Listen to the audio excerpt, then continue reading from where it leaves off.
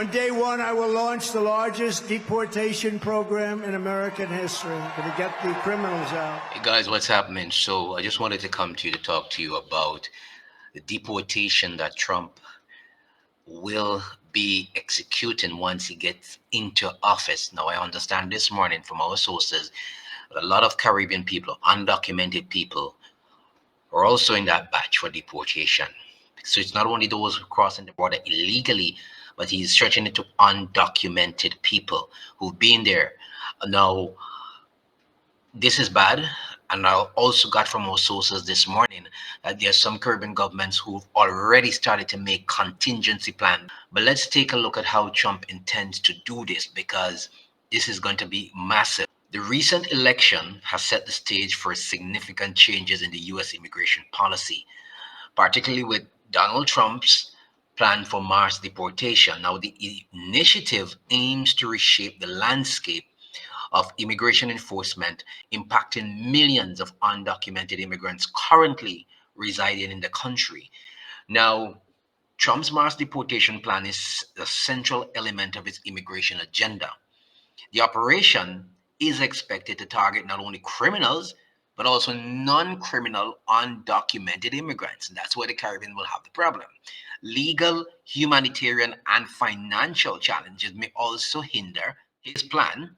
So there might be a reprieve right there. But the incoming administration, which is Trump, believes it has a mandate to enforce these policies, reflecting the growing public support.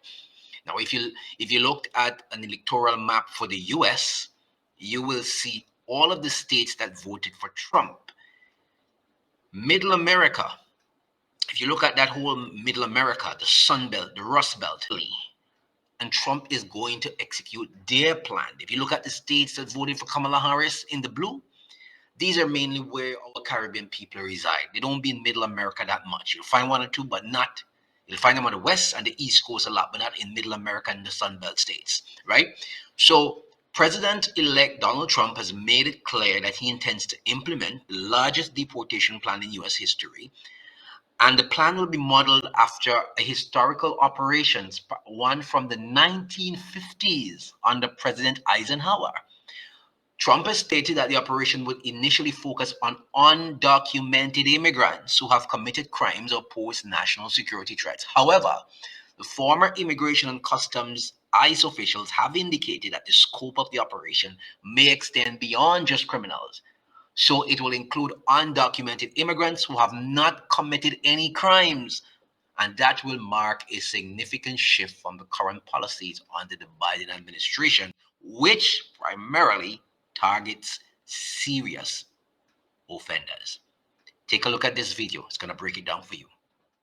We're going to have to seal up those borders. He made immigration the centerpiece of his campaign. We're like a garbage can for the world. And when he's back in the White House, President-elect Trump has promised to immediately crack down with mass deportations of people in the country illegally. On day one, I will launch the largest deportation program in American history. I'm going to get the criminals out. To do that, Trump has said he'll mobilize the military and local police. But he's offered few specific details on how it will actually work. With 11 million undocumented people living in the U.S., the process would be expensive and complicated. One report puts the price tag at an estimated $88 billion a year to hire new ICE agents, build detention camps, and carry out legal processing.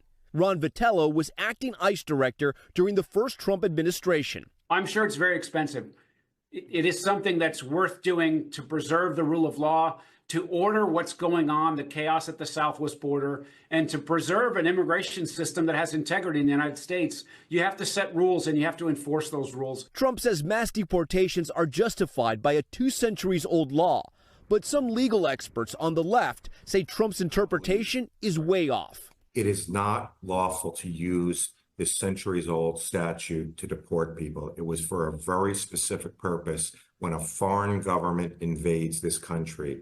That is not what's happening with immigrants here. Trump made immigration a major focus of his first administration with mixed success. He built part of a wall on the U.S. border with Mexico and separated families who crossed illegally. So you listened to the video and you see the scope of the enforcement. So the plan is very ambitious. There's limited resources.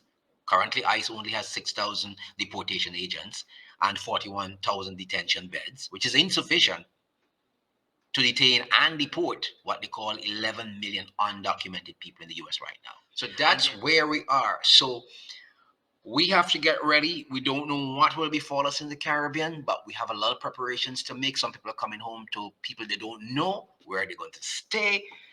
Crime is going to be on the up and up again because a lot of people are coming back home who've committed crimes in the US, going to join up with the local gangsters and make it even worse for what's taking place. But guess what? We got more information for you in the next video about what plans governments are making. We're searching for that. We got some, but we're searching for the rest, and we'll bring that to you in the next video. Take it easy, guys.